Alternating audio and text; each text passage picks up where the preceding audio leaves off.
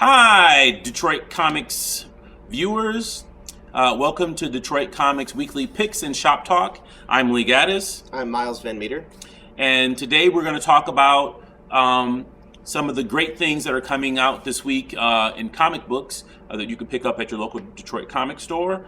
And in Shop Talk, we'll be discussing some of the influences of all the new superhero movies that are coming out and the transitions between the media, between comic book, printed material, into TV and movies.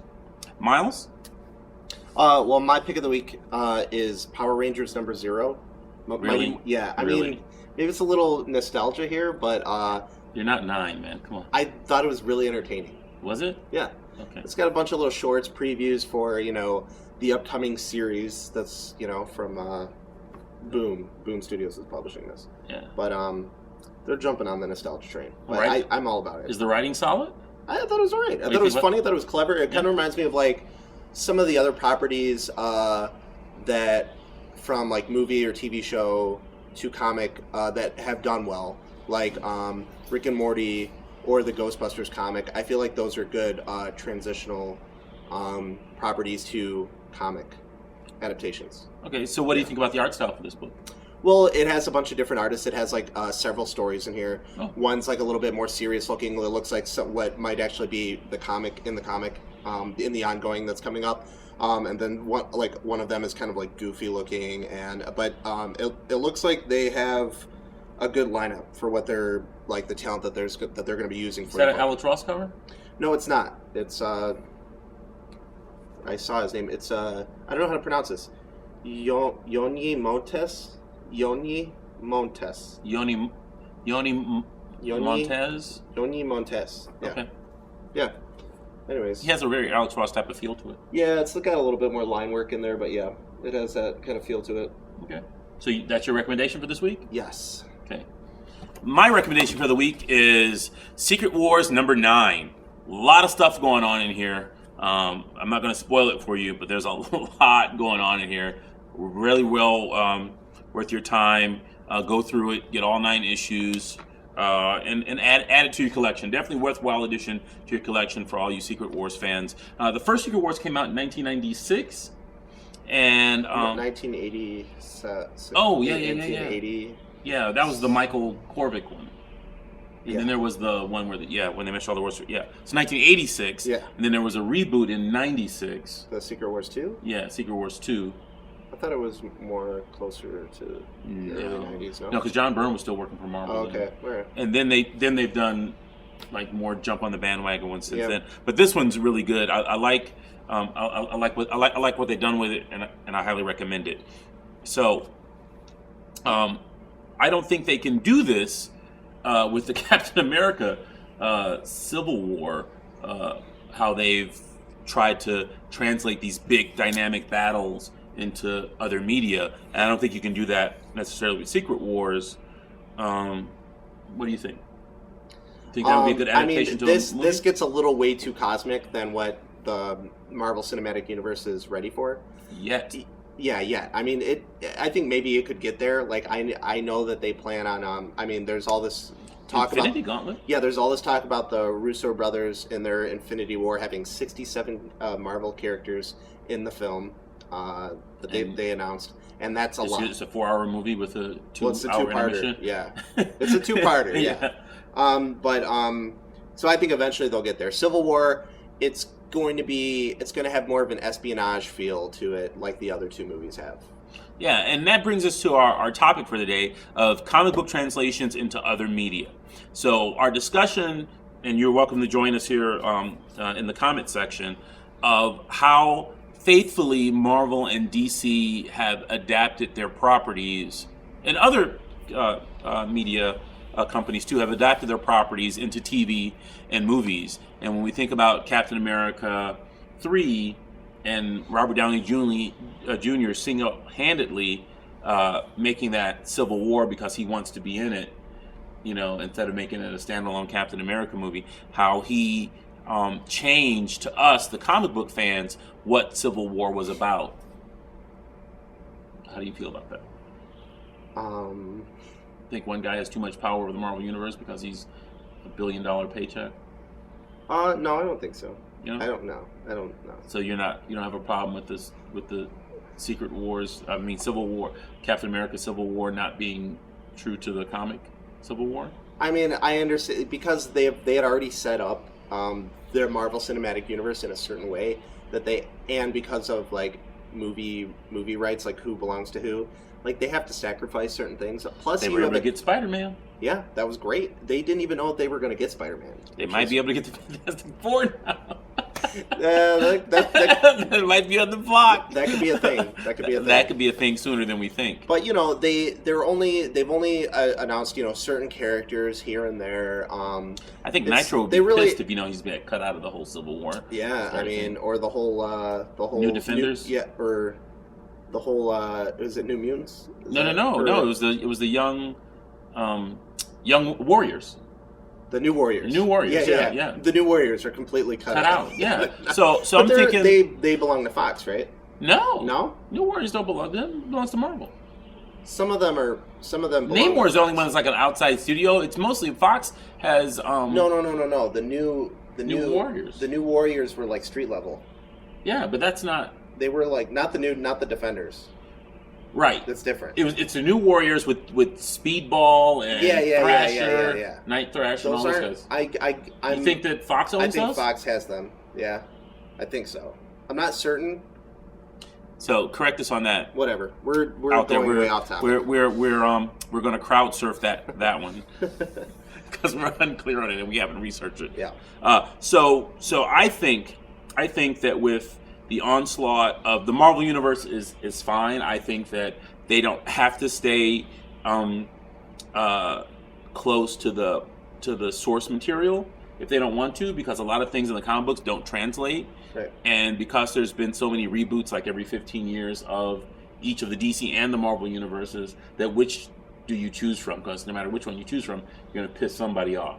Yeah, right? I mean, there's only so much you can do with like an adaptation. Like, I mean, these things are meant as comic books with long drawn out stories, and you only have a 2-3 hour period to tell this, and you're only working with like these characters that you've already established. You can't just introduce like all these new characters into one movie. You got to work with what you have, and I think Marvel has done so far. They've done a really good job of being really smart about slowly introducing characters and making it and intertwining everything. See, but I don't think it necessarily has to be as slow as it is. I think they could employ a lot more people and a lot more movies could come out. Yeah, you have your tentpole guys, but you got to think that if Marvel had control of all of their properties, right, that they could release 4 movies a year and not have a problem. I think the way that they're doing it is the perfect pace, and I feel like that's possibly one of their strengths. Is is their pacing of how they release the movies and who they're introducing in each film, because each film you're introducing new characters, every film. Yeah. But you're getting them at like a perfect pace. You can digest it properly, and you're allowed to see them in the next film. Unless. But every movie is like 2 years. No, they have like two movies a year. Thor was like how long ago? Oh, I see what you're saying. Like sequels to. Yeah, like films. if I'm a Thor fan and I want to see more Thor, it's taking me 2 years to watch the next Thor. No, that's not because he was in Avengers, too. That's not Thor. That's the Avengers, right? That's a whole nother. But that's what I'm saying. Like you're getting like a little piece of certain characters in every single comic or in every single movie. Yeah, but okay. So I'll let you have that. That's your opinion, and we want to hear what your opinion is too out there. But my opinion is that I could stand a lot more of it. I'm not oversaturated at all because the characters that I care about aren't being represented in every movie that I go see. But also another thing is like all these actors, they can't just film Marvel movies like year round around the like. Because there's no way you just can do it. No, I'm agreed. Yeah. But I'm just saying that the pace that it takes to make those movies, they do 4 months of shooting out of a year, then it's another year of post-production, adding the special effects. Yeah. So they have a lot of time off, right? So I'm thinking that, and the money that they're being paid, I think Well, they are by making it. What they do plan on. I know this. I just from reading some of interviews with Vanity Fair. with Kevin. I don't know how to pronounce it. Is it Feige? Yeah. Yeah, like I know that they plan on increasing the pace. Like I think it's going to be like 3 movies a year. Like and it should be next year. And it should be. And I think they. Do you think they do themselves a disservice by divorcing the TV shows from the movies? No, Marvel doesn't do that. Yeah, they reference stuff, but nobody's cross appearing. Nobody from the movies. Samuel L. Jackson is in Agents of S.H.I.E.L.D. Yeah, but I'm saying that nobody. Well, yeah, good point. But nobody, and Coulson was on. Yeah. He's in the Avengers movies, and he's in. But I'm thinking that the storylines don't influence each other. Like in Daredevil, they totally they'll reference the Battle of New York, but you'll never see. Well, right, because it's kind of like its own. Iron Man. It's kind of its own thing. Well, it takes place only in Hell's Kitchen. Right, but like in Agents of S.H.I.E.L.D., totally. There's totally influence there. Like there's the whole. Like half the season is dedicated to Hydra agent stuff, which after the fallout of Captain America. Right? Yeah. And also they had to delay that because they had to wait for the movie to come out before they could. So they had to drag out like four episodes of Agents of S.H.I.E.L.D. to wait for the Captain America movie to come out. And I think they did themselves a disservice because a lot of people are like, oh, Agents of S.H.I.E.L.D. is crap, but really they were just stringing the story out and then immediately after Captain America, the story got 10 times better. Right. And I think that they worked more closely together where they didn't have to put that filler in, and maybe they've worked that out since then. And I like the way Netflix is doing it, where all 13 episodes are released at once and you watch them at your own pace. And I think that shows that people have longer attention spans than we're giving them credit for, and that people have a stomach to follow. They want to watch 2 or 3 episodes at a time. Yeah. Not just the one every week or whatever, the way the networks want to put it out to you. So I think if Marvel did more things like they're doing with Netflix, I think that we could get a lot more stories of obscure characters that need longer lead times to build them up and to really tell those complicated stories, and then do the movie. Right. So you could do a TV show, 13 episodes, right? Then a movie launch.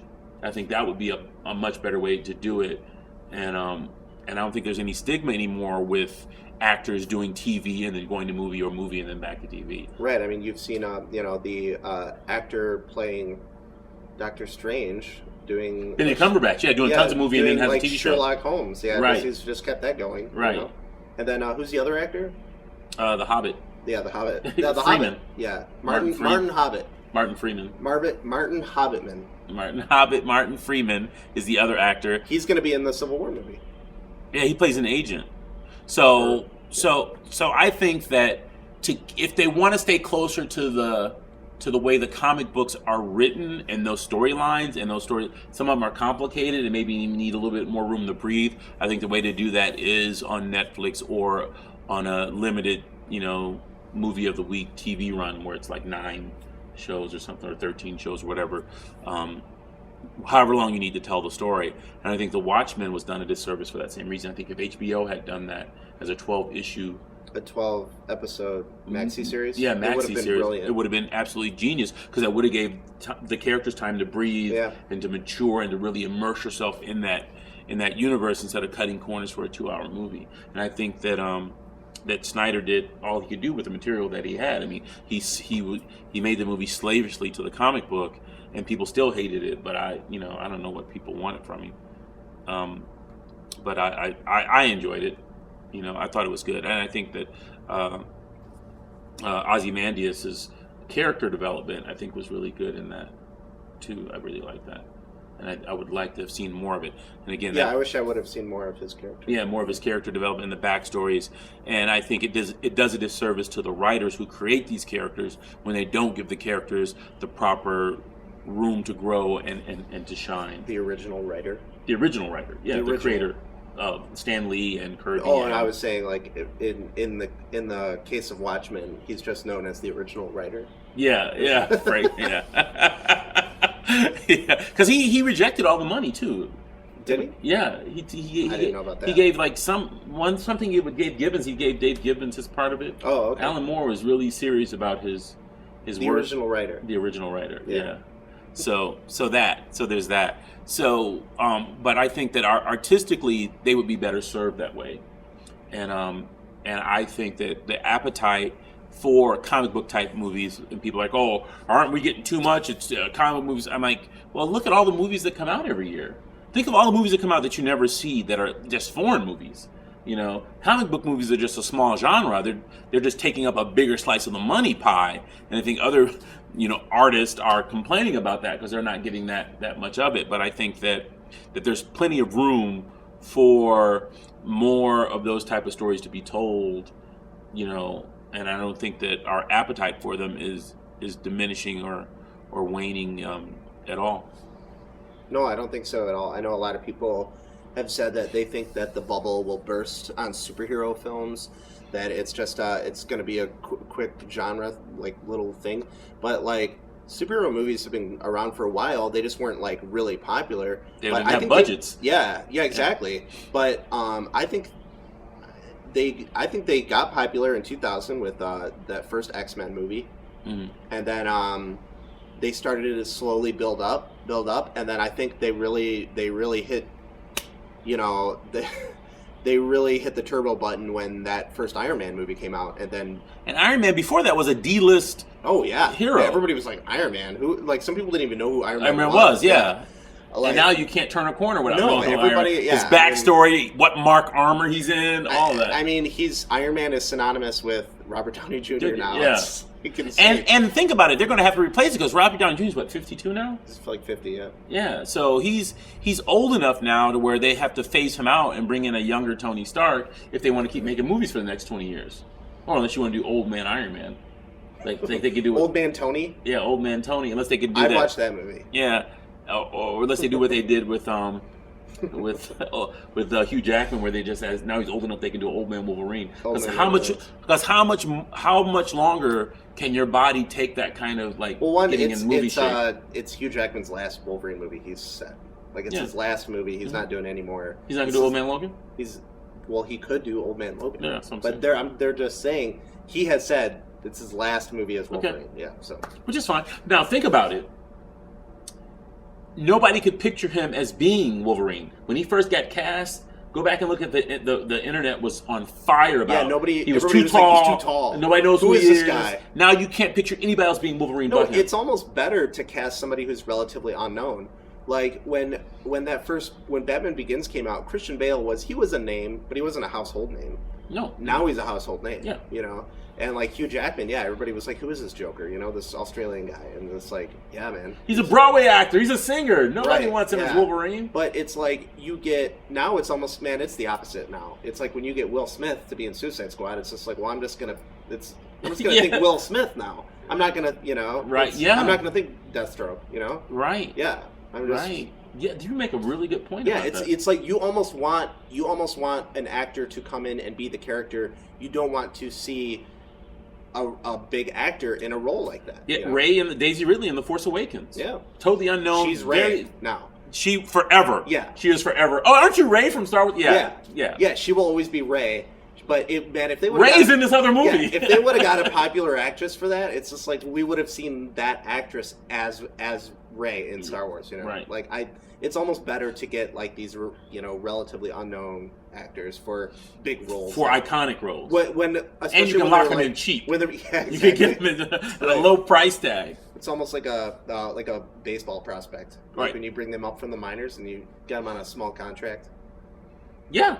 It's the same. Get them in, lock them in early. Right. Get them on a 10-movie deal. Yeah. And then when they price out of your bracket, you kill them off. No, you just replace them with a younger actor, or you just kill them. You're not gonna kill Tony Stark. They could. And replace him with who? War Machine? Yeah. I don't know. Anyway, what do you think about it?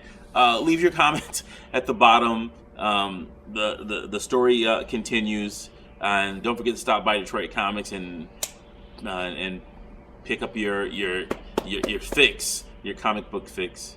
I'm Lee Gaddis. I don't know if that was cool. This is. I got my T-shirt on. Oh, okay. Your fix. All right. Okay. Yeah, your Detroit Comics fix. Yeah. What's wrong with you, man? No, we're good. Good night.